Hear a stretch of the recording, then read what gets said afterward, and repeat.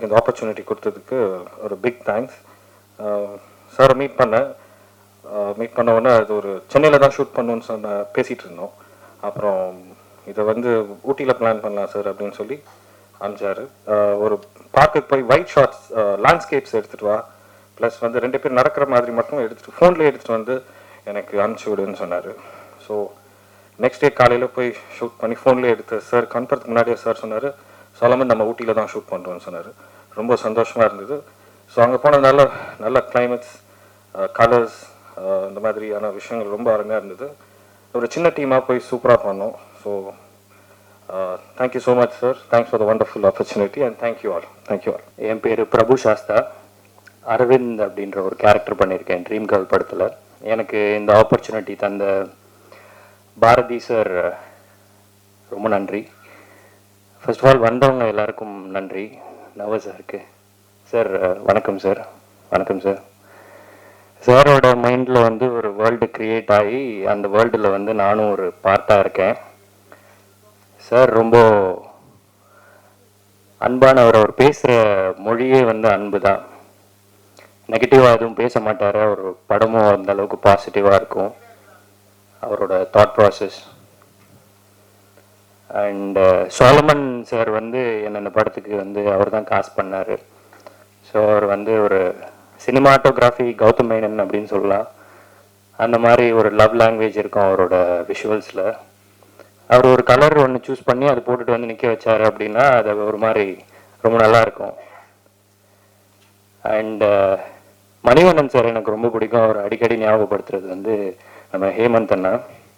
அவரோட ரைட்டிங்லாம் வந்து அந்த மாதிரி ஒரு ஒரு பஞ்ச் இருக்கும். ஸோ அவர் பேசிக்காக எனக்கு நல்லா எழுதியிருந்தார். அவர் எனக்கு எழுதுனது மொத்தமாகவே ஹேமந்த் அண்ணா தான். அவரோட ஒர்க்கும் எனக்கு ரொம்ப பிடிச்சிருந்தது. அண்டு எங்கள் அப்பா அம்மாவுக்கு நான் ரொம்ப தேங்க் பண்ண விரும்புகிறேன். ஏன்னா எங்கள் அப்பா மெயினாக வந்து இப்போது +2 எக்ஸாம்லலாம் நான் வந்து பயத்தோடு இருப்பேன். அப்போ எல்லாம் கேட்பாங்க ஏன் பயப்படுறேன்ட்டு. அப்பா சொல்லுவார், சப்போஸ் ஸ்டேட் ஃபர்ஸ்ட் வாங்கிட்டான் அப்படின்னா மைக்கில் எப்படி பேசுகிறதுன்னு தெரியாமல் யோசிச்சுட்டு இருக்கான் போல பையன் அப்படின்னுவார். அந்தளவுக்கு ஒரு கான்ஃபிடென்ட்டு. ஆனால் 350 தான் வாங்கினேன். அதையும் அப்ரிஷியேட் பண்ணார். அண்ட் அம்மாவுக்கும் தேங்க் பண்ணிக்கிறேன். அண்ட் இந்த படத்தில் ஒர்க் பண்ண எல்லாருமே, ஹரிஷா அண்ட் ஜீவா, எல்லாருக்குமே நன்றி. அண்ட் வண்டி ஓட்டினார் கதிர். அந்த டெரெயினில் வந்து மேலேயும் கீழே எங்களை வந்து பயங்கரமாக ட்ரைவ் பண்ணி கூட்டிகிட்டு போனார் கதிரண்ணா. அவருக்கு ரொம்ப நன்றி. அண்ட் உதய் அசிஸ்டன்ட் கேமராமேன், அவருக்கு நன்றி. கூட நடித்த த்ருவுக்கு நன்றி. அண்ட் எங்களுக்கு சப்போர்ட் பண்ண எல்லாருக்குமே ரொம்ப நன்றி. ரொம்ப ஷார்ட் பீரியடில் அந்த படத்தை வந்து ரொம்ப கஷ்டமான டெரெயின் அங்கே ஷூட் பண்ணுறது பார்க்குறதுக்கு ஈஸியாக இருக்கும். பட் அங்கே வந்து ஒரு சேலஞ்சிங்கான ஒர்க்கை வந்து பண்ணோம் எங்கள் டீமு. ஸோ ரொம்ப நன்றி. அண்டு ஆடியோ அந்த மியூசிக் டைரக்டர் இளமாறன் சாருக்கு வந்து ரொம்ப நன்றி. ரொம்ப அழகான ஒரு மியூசிக் கொடுத்துருக்காரு. எல்லாரையும் தேங்க் பண்ணிட்டேன்னு நினைக்கிறேன். என் ஒய்ஃபுக்கு ரொம்ப நன்றி. ட்ரீம் கேர்ள் படம் வந்து ஒரு ரொம்ப பெரிய ஒரு ட்ரீம் எங்களுக்கு. ஸோ இது வந்து சக்ஸஸ் ஆகணும்னு நினைக்கிற எல்லாருக்கும் ரொம்ப நன்றி. வந்தவங்க எல்லாருக்கும் ரொம்ப நன்றி. இந்த வாய்ப்பு தந்த எல்லாருக்கும் ரொம்ப நன்றி. Thank you so much. மேடையில் இருக்கிறவங்க ட்ரீம் பாய்ஸ் தான் எல்லாருமே. தமிழ்நாட்டில் பலருக்கு பல நல்ல கனவுகளை திரையில் காட்டின திரு பி.சி. ஸ்ரீராம் அவர்கள் வந்து இங்கே மேடையில் அமர்ந்திருக்காரு. அவரோட இந்த மேடையில் அமர்றது நான் ரொம்ப பெருமையாக நினைக்கிறேன். எம்ஆர் பாரதியார்கிட்ட நான் வந்து ஒரு அசிஸ்டன்ட் டைரக்டர் தான் ஜாயின் பண்ண 30 வருஷத்துக்கு முன்னாடி. அவர்கிட்ட சேர்றதுக்கு காரணமே வந்து பி.சி. ஸ்ரீராம் சார் தான். ஏன்னா அவருடைய மீரா படத்துடைய கதையசகர்த்தாக அவர் அண்ணன் ஒர்க் பண்ணியிருந்தார். என்ன வந்து எனக்கு ஒரு தமிழ் மகன் ஒரு நண்பர் இருந்தார், பத்திரிகையாளர். அவர் வந்து என்ன சொன்னார்னா, பி.சி. ஸ்ரீராம் படத்துடைய கதாசிரியர் ஒருத்தர் எனக்கு ஃப்ரெண்டு, அவர் அடுத்த படம் பண்ண போகிறாரு, அவர்கிட்ட உங்ககிட்ட உங்களை அசிஸ்டண்டாக சேர்த்து வர்றேன்னு சொல்லி தான் கூட்டி. அப்படியே ரொம்ப சந்தோஷமாச்சு. அப்படி தான் வந்து அண்ணங்கிட்ட அறிமுகமானேன். அவர் கூட வந்து அசிஸ்டண்டாக சேர்ந்தப்போ அப்பயே ஒரு டைரக்டராக இருக்க வேண்டியது. ஆனாலும் என் வாழ்க்கையில எனக்கு கிடைச்ச ஒரு மிகச்சிறந்த சகோதரர்னா அது எம்ஆர் பாரதி அவர்கள் தான்.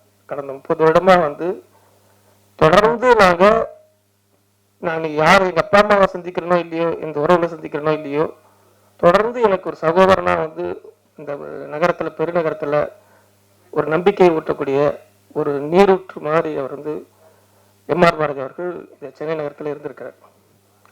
சென்னையில் நான் மட்டுமே இல்லாமல் என்ன மாதிரி நிறைய உதவி இயக்குநர்கள் வந்து அவரை தேடி வருவாங்க. நிறைய பேருக்கு ஒரு நம்பிக்கை, அவரை பார்த்தாலே ஒரு பாசிட்டிவ் எனர்ஜி தான் கிடைக்கும். எப்பவுமே அவர் வந்து அவரே தொடர்ந்து போராடிட்டு போறாரு. அதனால வந்து அவர் உதவி நான் அஸ்டன் தான் சேர்ந்தேன். ஆனால் வந்து என்ன அஸ்டன் நான் வந்து எனக்கு ஒரு அஸ்டன் மாதிரி தான் பிஹேவ் பண்ணுவார். வந்து அந்த அளவுக்கு வந்து ஒரு சமமான ஒரு இடத்தை கொடுத்து எங்களுக்கு வந்து ஒரு நம்பிக்கை கொடுத்து நிறைய வந்து கனவுல கொடுத்து நிறைய அவர்கிட்ட பிடிச்சதே வந்து என்னன்னா நிறைய ரசிப்பார். அவரே ஒரு ட்ரீம் பாய் தான். அவர் வந்து ரொம்ப சின்ன சின்ன விஷயங்களோட நுணுக்கமாக ரசிக்கக்கூடிய ஒரு ஒருத்தர். அதுவும் ஒரு ஒரு நல்ல ஒரு அழகான ஒரு வரியை சொன்னா, நல்ல ஒரு அழகான ஒரு காட்சியை சொன்னா அவர் ஒரு குழந்தை மாதிரி ரசிப்பார். எனக்கு தெரிஞ்ச சென்னை நகரத்துல இந்த மாதிரி வந்து ஒரு பெருநகரத்துல இந்த தரமா இருக்கிற மனிதர்கள் மத்தியில இன்னும் உயிர்ப்போட இருக்கிறது வந்து அவருடைய அந்த ரசனை தான். அது எனக்கு ரொம்ப ஆச்சரியமா இருக்கு. எப்படி அவரும் வாழ்க்கையில நிறைய போராட்டங்களை சந்திச்சு தான் வந்து நிறைய இதெல்லாம் இருக்கிறார். ஆனாலும் வந்து அவர்கிட்ட எந்த ஒரு குழந்தை வந்து ஒரு ஒரு பந்து, ஒரு கலர்ஃபுல்லான ஒரு பந்தை எப்படி பார்த்தா வியப்பா ரசிக்குமோ அந்த மாதிரி ஒரு இன்னும் வாழ்க்கையில் நடக்கூடிய ஒவ்வொரு விஷயங்களையும் அணுவா ரசிக்கக்கூடிய அந்த இயல்பான அவருடைய அந்த ரசனமிக்க மனம்தான் வந்து அவரை வந்து இன்னும் உயிர்ப்போட இன்னும் பல வருஷங்களும் உயிர்ப்போட வச்சிருக்கோம். இன்னும் அவர் நிறைய படங்கள் இது மாதிரி இயக்குவார் அப்படிங்கிற ஒரு நம்பிக்கையை வந்து கொடுத்துருக்கு. இங்கே நாங்கள் வந்திருக்க எல்லாருமே வந்து அவருடைய அந்த அன்புக்காகவும் அவருடைய அந்த ரசனைக்காகவும் வந்து கட்டுப்பட்டவங்க தான். இங்கே மேடையில் வந்து தமிழ்நாட்டின் வந்து மிக முக்கியமான தமிழ்நாட்டின் அடையாளம் சொல்லக்கூடிய திரு மருதுவர்கள் வந்திருக்காரு. அவரும் ஒரு ட்ரீம் பாய் தான். அவரும் வந்து அவர்களே கொஞ்சம் பேசினாலே வந்து நிறைய வந்து டெக்னாலஜிஸ் சம்பந்தமா நிறைய வந்து கொட்டுவார். அவருடைய நானும் அவரும் கிட்டத்தட்ட ஒரு 15 வருடங்களுக்கு முன்னாடி ராமேஸ்வரத்துல திரு தங்கப்பச்சன் அவருடைய ஒரு லொக்கேஷன் பார்க்கறதுக்காக போயிருக்கும் போது அப்பவும் இதே மாதிரி தான் டெக்னாலஜிக்கும் ஆர்ட்டுக்குமான ஒரு அப்பயே அவர் நிறைய விஷயம் சொன்னார். இதெல்லாம் ஃபியூச்சர்ல இது மாதிரி நடக்கும் அப்படின்னு. அப்படி அவர் அன்னைக்கு சொன்னதெல்லாம் இன்னைக்கு நடந்துகிட்டு இருக்கு அப்படிங்கிறது ஒரு ஆச்சரியமான விஷயம். காலத்தை முன்கூட்டி கடிச்சு இன்னைக்கு ஏஐ அப்படின்றது என்ன இன்ஃப்ளூயன்ஸ் பண்ணும் அப்படிங்கிறதெல்லாம் முன்னாடியே வந்து அவர் அன்னைக்கே சொன்னது. எனக்கு அதெல்லாம் வந்து ஒவ்வொரு அன்னைக்கு நாங்கள் பேசின 20 முழுக்க பேசுறது எதுவுமே எனக்கு மறக்கல. ஆனாலும் வந்து இந்த உலகத்தை வந்து 2 விஷயத்தான அளக்க முடியும். ஒன்று சயின்ஸு, ஒன்று மேத்ஸ். ஆனால் இந்த 2 சயின்ஸும் மேத்ஸாலையும் அளக்க முடியாத ஒரு விஷயம்னா அது எஸ்தெட்டிக்ஸ் தான். மனிதனுடைய அழகியல் வந்து சுத்தமான அழகியல் எவ்வளவுதான் இருந்தாலும் அக்னேஷத்துல பிசி வச்சிருந்த ஒரு ஷார்ட் மாதிரி அந்த நிரோஷா வந்து ஒரு கடற்கரையில் புரண்டு பிடிக்கிறாங்க. அது மாதிரி ஏஸ்தட்டிக்ஸ் வந்து ஒரு ஏஐல உருவாக்க முடியுமான்றது எனக்கு தெரியாது. அதில் ஏஸ்தட்டிக்ஸ்ன்றது வந்து அதுதான், அது இருக்கிற வரைக்கும் உலகம் அழியாது. அது என்ன ஏஐ வந்தாலும் சரி, என்ன டெக்னாலஜி வந்தாலும் அதை கண்டுபிடிக்கிற அந்த ஆற்றல் இருக்குல்ல, அந்த கற்பனா சக்தி இருக்குல்ல, அது மனித சமூகத்தை தொடர்ந்து உயிர்ப்பிச்சுட்டே வரும். அப்படிப்பட்ட அழகியல் உணர்வோட இருக்கக்கூடிய அப்படிப்பட்ட ரசனமிக்க மனிதர்கள் வந்திருக்கு இந்த மேடையில். இந்த பாடல் ட்ரீம் கேர்ள் படத்துடைய பாடல் விடுறது வந்து ரொம்ப சந்தோஷமா இருக்கு. இந்த படம் நிச்சயம் ஒரு வெற்றி அடையணும். இந்த படத்தை தயாரிக்க வந்த தயாரிப்பாளர் அவருக்கு என்னுடைய மனமார்ந்த நன்றி. ஏன்னா அண்ணனுடைய ஒரு கனவை வந்து அவர் நிறைவேற்றிருக்காரு. இதில் பணி செய்த அத்தனை பேர், குறிப்பாக நடிகர்கள் ரொம்ப அழகா இருக்கீங்க, நடிகர் ரொம்ப ஹீரோயின் ரொம்ப பியூட்டிஃபுல்லாக இருக்கீங்க. உங்கள் எல்லாருக்கும் ஒரு நல்ல ஃபியூச்சர் இருக்குன்னு நினைக்கிறேன். ஒரு இப்போ சினிமாட்டோகிராஃபருக்கும் நல்லா வச்சுட்டு நல்ல பிளேயிங் பிரமாதமாக இருக்குது, கலர் சென்ஸ் ரொம்ப நல்லா இருக்குது. எல்லாருக்கும் இந்த படம் வந்து ஒரு மிகப்பெரிய ஒரு வாய்ப்பையும் மிகப்பெரிய ஒரு வெற்றியும் தேடித்தரும். கண்டிப்பாக எல்லாருக்கும் இங்கே வந்து அனைவருக்கும் என்னுடைய நன்றி, வணக்கம். ஃபஸ்ட்டு என்னோட நன்றி சொல்லணும்னா என்னோட டைரக்டர் சாருக்கு தான் சொல்லணும். அவர் பார்க்கறதுக்கு ஆக்சுவலாக குழந்தை தான், இயல்பாகவே வந்து அவர் குழந்தை தான். அந்த செட்லி ஆகட்டும், அவர் பேசுகிற விதமாகட்டும், அப்ரோச் பண்ணுற விதமாகட்டும், அப்படியே குழந்தைத்தனமாக இருக்கும். வாய்ப்பு கொடுத்ததுக்கு நன்றி சார். என்னை அழகாக காமிச்ச சாலமன் சார், நன்றி சார். ஃப்ரேம்ஸ் எல்லாம் அவ்வளோ பியூட்டிஃபுல்லாக வச்சு என்னை அவ்வளோ அழகாக காமிச்சதுக்கு ரொம்ப நன்றி சார். இந்த ஈவெண்ட்டோட ஹீரோ இளமாறன் சார், நான் பாட்டு கேட்ட உடனே சொன்னேன் சாலமன் சார் கிட்ட, ஞாபகம் இருக்கா சார்? சார் இது வந்து பிளேலிஸ்ட்டில் கண்டிப்பாக எல்லாத்துக்கும் வரும் அப்படின்னு சொல்லியிருந்தேன்.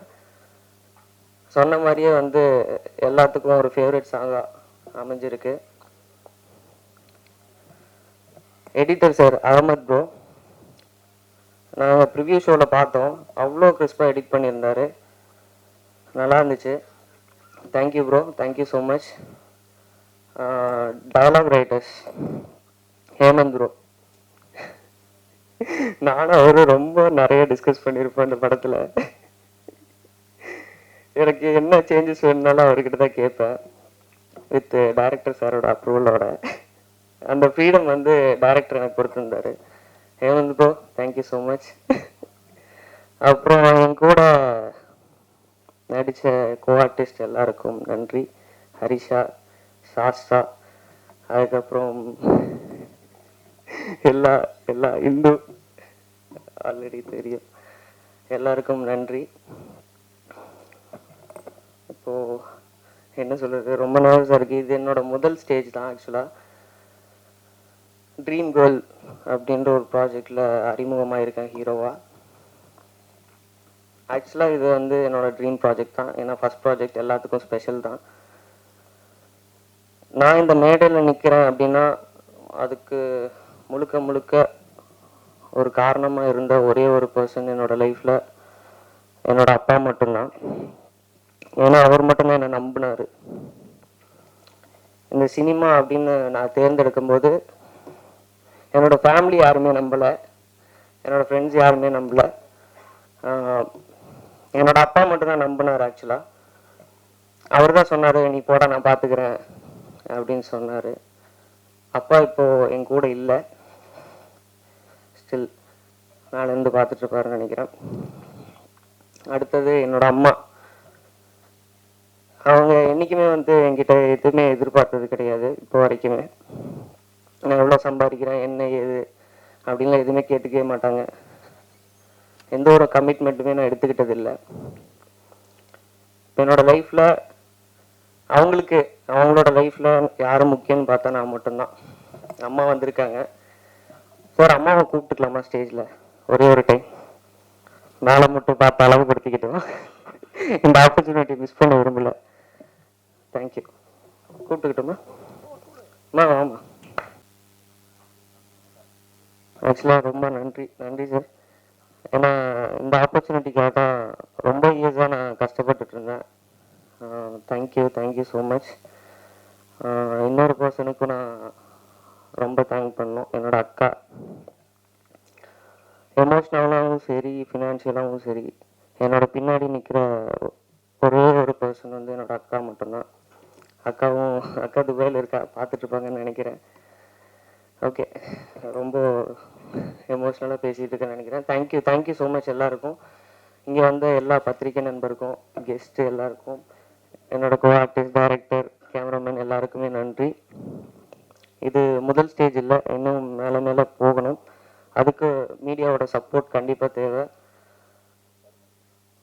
கண்டிப்பாக எல்லாருக்கும் இந்த ட்ரீம் கேர்ள் அப்படின்ற ஒரு ப்ராஜெக்ட் பிடிக்கும்னு நினைக்கிறேன். எங்களோட பாட்டை நாங்கள் முடிச்சிட்டோம், இனி வந்து உங்கள் கையில் தான் இருக்குது ஜட்ஜ்மெண்ட்டு. சரி, ஓகே, நல்லா வரும்னு நானும் என்னோட டீமும் நம்புகிறோம். அதுக்கப்புறம் மேலே இருக்க வேண்டாம். Thank you so much. Thank you sir. Bharathi ரொம்ப ஸ்பெஷலான ஒரு மனிதர் எங்கள் எல்லாருக்குமே. அவர் ஒரு சில பல வருடங்களுக்கு முன்னாடி ஒரு கதை வச்சுருக்கணும், வாங்க ஒர்க் பண்ணுங்க சொல்லி. அப்போ நாங்கள் யாருமே வந்து டேரக்டர்ஸ் ஆகலை. லிங்குசாமி, பாலா சக்திவேல், நான், பிருந்தா சாரதி எல்லாருமே கூட்டிகிட்டு போய் கதை பேசாமல் எல்லாருக்குமே நல்லா சமைச்சு போட்டு ஜாலியாக இருங்க, சந்தோஷமா இருங்க, கதையெல்லாம் அப்புறம் பேசிக்கலாம்னு சொல்லி சேலையூரில் ஒரு பெரிய ஒரு ரெசார்ட்ஸ் மாதிரி ஒரு இடத்துல எங்களை வந்து கூட்டிகிட்டு போய் கதை பேசுறது படம் பண்ணுறது எவ்வளோ ஈஸியா அப்படின்னு சொல்லி எங்களை வந்து கூல் பண்ணி தான் வந்து வேலையை ஆரம்பித்தார். பாரதிக்கு வந்து மாம்பழத்தோட வீடு இருக்குது, அசோக்னர் வீடு இருக்குது, ஈசிஆர் வீடு இருக்குது, நிறைய சொத்து வச்சிருக்காரு. ஆனால் அவர் சம்பாதிச்ச எல்லா சொத்தோட மிகப்பெரிய சொத்து வந்து பிசி சீரியஸ் சாரு, மருது சாரு, மேடலுக்கு எல்லாருமே தான். நான் கேட்டேன், நேற்று என்ன 9 மணிக்கு விற்கிறீங்க, யாருன்னு வருவாங்க, ஏன்னு 9 மணிக்கு விற்கிறீங்க கேட்டேன். என் மேலே அக்கறை இருக்கிறவங்க வருவாங்கடா அப்படின்னாங்க. அப்படி அவர் மேலே அக்கறை இருந்து வந்த எல்லாருக்குமே இந்த சமயத்தில் பெரிய ஒரு வணக்கத்தை தெரிவிச்சுக்கிறோம். அஜயன் பாலா சொன்ன மாதிரி ரொம்ப ரசனக்காரர் அவர். எங்களுக்கு ஆண்டன் சக்காவாகட்டும், அப்புறம் வந்து சிங்கி சைத் மத்தவ், அகிர குர்சவா எல்லாரையும் அறிமுகப்படுத்தி இவங்கெல்லாம் இருக்கிறாங்களா சினிமாவுக்குள்ள, இதுதான் சினிமாவான்னு சொல்லி எங்களை மாதிரி ஆட்களுக்கு, கிராமத்து வந்த எல்லாருக்குமே வந்து உலக சினிமாவை அறிமுகப்படுத்தி ரொம்ப ஒரு ரசனையான ஒரு ஆளு. ஏதாவது கவிதையை சொன்னா உடனே 500 ரூபா கொடுப்பாரு. ஞாபகம் இருக்கானே? ஆமா. எல்லா நகையும் விற்ற பிறகு நகைகள் போற சமூகத்திற்கு மதத்திற்கு மாறி இருக்கிற அக்கான்னு அழுதுகிட்ட 1000 ரூபாய் கொடுத்தாரு. அந்த மாதிரி என்ன சொல்றது, ரொம்ப இயல்பா அவருக்கு வந்து நீ ரொம்ப சினிமால கஷ்டப்பட்டு அப்படியே வறுமையில இருந்து அப்படி படம் பண்ண அவசியமே கிடையாது.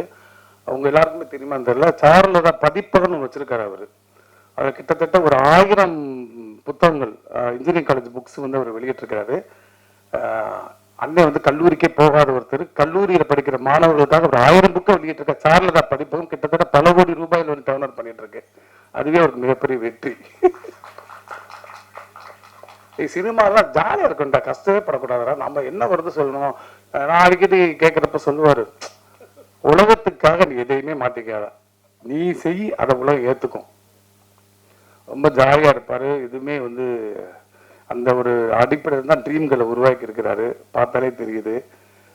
என்கிட்ட பேசினார் ஈவினிங், இப்படி ஒரு கதை இருக்குடா, ட்ரீம்கள் இருக்குடா, ஷூட்டிங் போகணும் அப்படின்னாரு. எந்த மாசம் போறேன், நாளைக்கு காலையில் போறேன்டாரு. ஒரு வரி கதையோட ஒரு நம்பிக்கையோட கிளம்பி போய் இன்னைக்கு உங்க முன்னாடி அழகான ஒரு ட்ரீம்கள் ரொம்ப ஒரு சக்சஸ்ஃபுல் படமா வந்திருக்குது.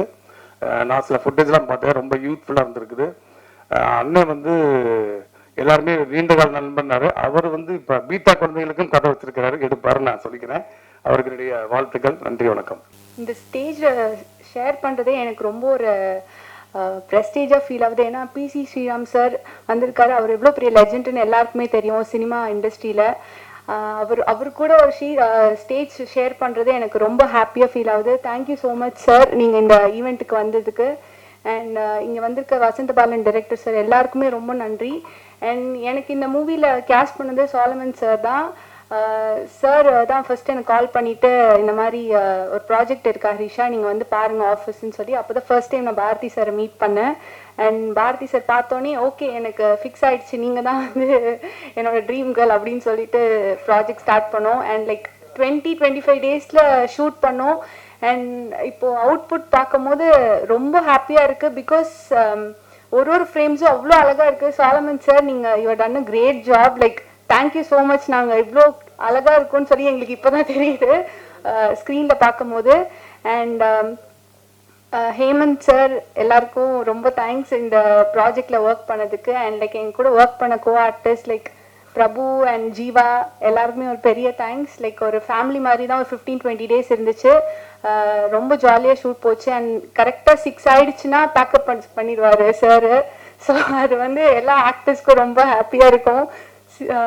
And then thank you so much.